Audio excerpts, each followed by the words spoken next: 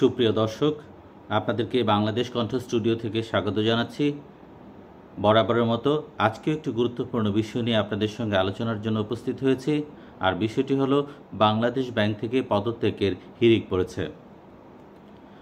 দর্শক, আপনারা জানেন বাংলাদেশ ব্যাংক বাংলাদেশের কেন্দ্রীয় ব্যাংক। এটি বাংলাদেশের সকল প্রতিষ্ঠিত ব্যাংক এবং সরকারি বেসরকারি সকল ব্যাংকের জন্য নিয়ন্ত্রক সংস্থা হিসেবে কাজ করে এবং বাংলাদেশ ব্যাংকের বাংলাদেশের অর্থনীতিতে গুরুত্বপূর্ণ ভূমিকা রয়েছে। কিন্তু সাম্প্রতিক সময়ে বাংলাদেশ ব্যাংকের প্রথম শ্রেণীর ৫৭ জন কর্মকর্তা পদত্যাগ করেছেন এবং মঙ্গলবার তাদের মধ্য থেকে এই একটি তথ্য জানানো হয় বাংলাদেশ ব্যাংকের তথ্য বিবরণীর মাধ্যমে যে সিভিল সার্ভিসে যোগদানের জন্য প্রায় ৫৭ জন কর্মকর্তা ইতিমধ্যে বাংলাদেশ ব্যাংক থেকে পদত্যাগ করেছেন।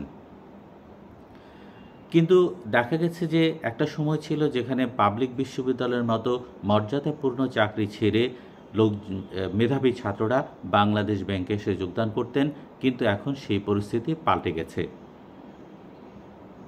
এই চাকরির যে মূলত বাংলাদেশ ব্যাংক থেকে এসে যে সকল চাকরি বাংলাদেশ ব্যাংকে যোগদান করতেন বিভিন্ন পাবলিক বিশ্ববিদ্যালয় থেকে এবং বিভিন্ন জায়গার মেধাবী ছাত্ররা এসে যোগদান করতেন, তার জন্য মূল কারণ ছিল বাংলাদেশ ব্যাংকের চাকরি একটা নিজস্বতা ছিল। কিন্তু এখনকার সময়ে সেই নিজস্বতা এখন আর লক্ষ্য করা যাচ্ছে না। দেখা যাচ্ছে চাকরির মধ্যে বিভিন্ন রকম সিদ্ধান্ত চাপিয়ে দেওয়া হচ্ছে এবং বিভিন্ন সুযোগ সুবিধা পর্যন্ত কমিয়ে দেওয়া হচ্ছে। দেখা গেছে ৪৮ জনের পদত্যাগপত্র ইতিমধ্যে বৃহস্পতিবার কার্যকর হয়েছে, আর বাকিদের পর্যায়ক্রমে কার্যকর হবে, যাদের পদত্যাগপত্র ইতিমধ্যেই জমা দেওয়া হয়েছে। এর মধ্যে নাম প্রকাশে অনিচ্ছুক একজন কর্মকর্তার সঙ্গে আমরা কথা বলেছি।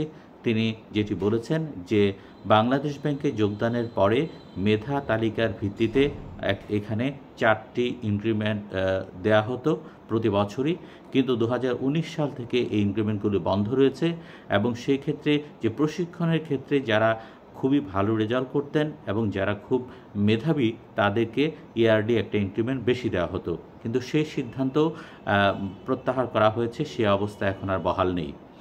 তবে এখানে যে জিনিসটা হচ্ছে কি, একটা সময় ছিল যেখানে বাংলাদেশ ব্যাংকে বেতনের পরিমাণ হারটাও বেশি ছিল এবং পাবলিক এবং প্রাইভেট ব্যাংকগুলোতে সে নিজস্বতা বেশি লক্ষ্য করা যায়, কিন্তু বাংলাদেশ ব্যাংকের বর্তমান অবস্থা সে অবস্থায় আর নেই।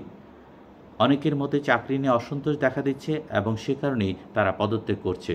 কিন্তু বাংলাদেশ ব্যাংকের পক্ষ থেকে যে প্রজ্ঞাপন জারি করা হয়েছে যে ৫৭ জন কর্মকর্তা পদত্যাগ করেছেন, এটা একান্তই তারা অন্য জায়গায় বিশেষ ভালো কিছু সুযোগ সুবিধার চাকরি পাওয়ার কারণে, কিন্তু অনেকেই বলছেন এর মধ্যে ভিন্ন কারণ রয়েছে।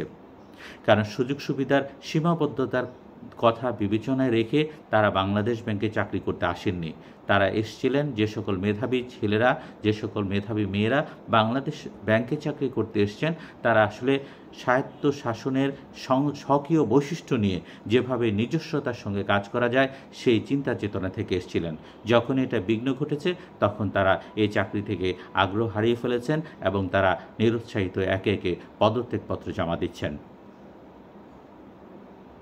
তবে ব্যাংক বিশেষজ্ঞরা বলছেন এই অবস্থা যদি চলতে থাকে বাংলাদেশ ব্যাংকে একসময় অচলাবস্থা তৈরি হবে। সেক্ষেত্রে আগাম পদক্ষেপ এখনই নেওয়ার সময় এসছে, যাতে করে মেধাবীরা বাংলাদেশ ব্যাংক ছেড়ে না যায়। সুপ্রিয় দর্শক, আমরা প্রতিদিনই বিভিন্ন গুরুত্বপূর্ণ ইস্যু নিয়ে আলোচনা করে থাকি। আপনারা যদি আমাদের আলোচনার সঙ্গে থাকতে চান তাহলে বাংলাদেশ কণ্ঠ ইউটিউব চ্যানেল সাবস্ক্রাইব করে আমাদের সঙ্গে থাকতে পারেন।